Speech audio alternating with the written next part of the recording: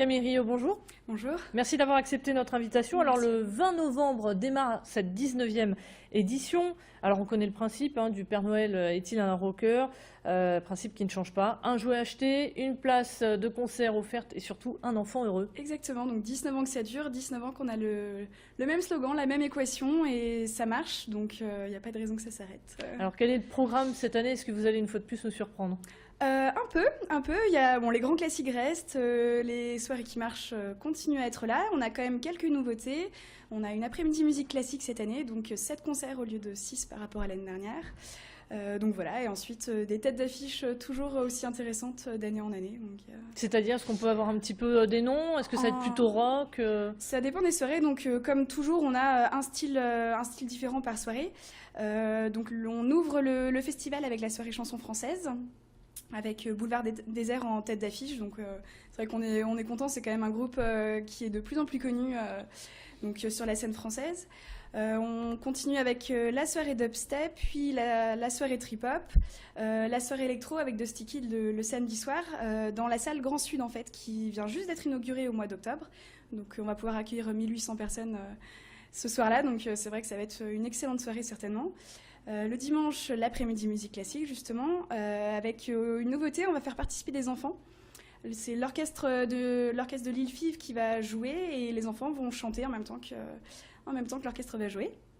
Donc ça c'est pour le dimanche. Le lundi, soirée rock.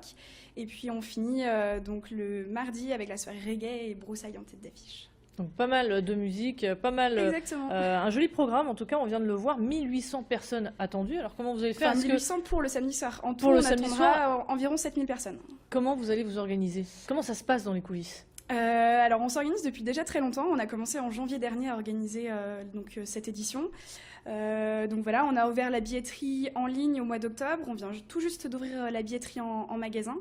Donc voilà, c'est pas toujours évident de s'organiser, puisqu'après tout ça, il va aussi falloir emballer les cadeaux, évidemment, pour les redistribuer aux enfants. La première redistribution a lieu le lendemain du festival, en fait. Donc voilà, il faut que les 700 enfants qui vont recevoir les cadeaux le lendemain aient leur paquet cadeau tout prêt avec leurs 3 jouets par personne. Alors justement, comment vous allez choisir les enfants qui vont recevoir cet élan de générosité? Donc ce sont des enfants des centres sociaux de Roubaix et de Lille. Donc on a pris contact avec eux déjà depuis la rentrée et donc voilà, ce sont ensuite les responsables des centres sociaux qui nous disent quels enfants seront présents pour les redistributions. Quels sont les jouets préférés des enfants pour les filles et les garçons, si on peut quand même aider et surtout leur faire plaisir? Alors déjà, il faut savoir que les enfants ont entre 4 et 12 ans, donc voilà, on n'a pas besoin de jouets pour des enfants plus jeunes ou plus âgés. Évidemment, pour les petits garçons, le ballon de foot, ça va sans aucun doute leur faire très plaisir. Quand ils voient une forme ronde dans leur paquet, ils sont toujours très contents. Après, pour les filles, ça peut être une poupée Barbie, ce genre de choses. C'est vrai qu'il y a à partir de 8 €, on peut vraiment trouver des jouets très intéressants et vraiment sympas. Donc voilà. Alors, des petits cadeaux aux grands cadeaux, donc un cadeau est toujours le bienvenu. On peut peut-être rappeler en tout cas les modalités pour participer à ce festival. Où doit-on se rendre? Comment ça fonctionne en gros? Alors cette année, on a 3 formes de billetterie. La première forme, c'est la forme classique. On va en magasin. Donc cette année, c'est le magasin Oxybul qui se trouve rue de Paris à Lille. On achète, on cherche le jouet qu'on souhaite offrir pour une valeur minimale de 8 €. On va à la caisse et puis on dit qu'on veut aller à telle ou telle soirée.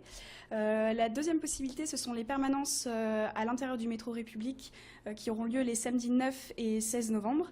Donc vous achetez un jouet là où vous voulez, partout dans l'île ou ailleurs, et puis vous nous amenez le jouet et on vous donnera votre prévente. La troisième manière, c'est la nouveauté de cette année, c'est la billetterie en ligne.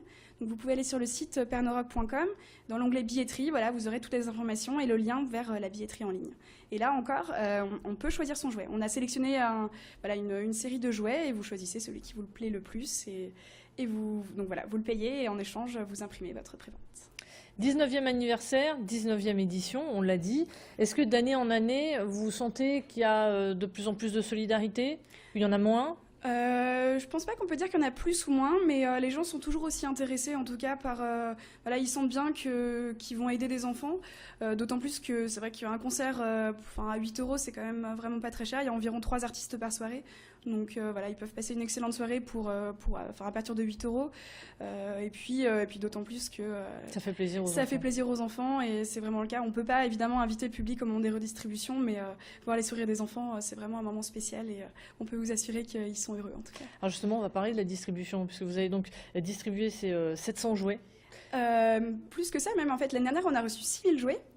Donc voilà, 1500 enfants ont été touchés l'année dernière parce que chaque enfant reçoit 3 jouets, et les jouets restants, on les distribue à d'autres associations en fait, qui vont eux-mêmes distribuer à d'autres enfants.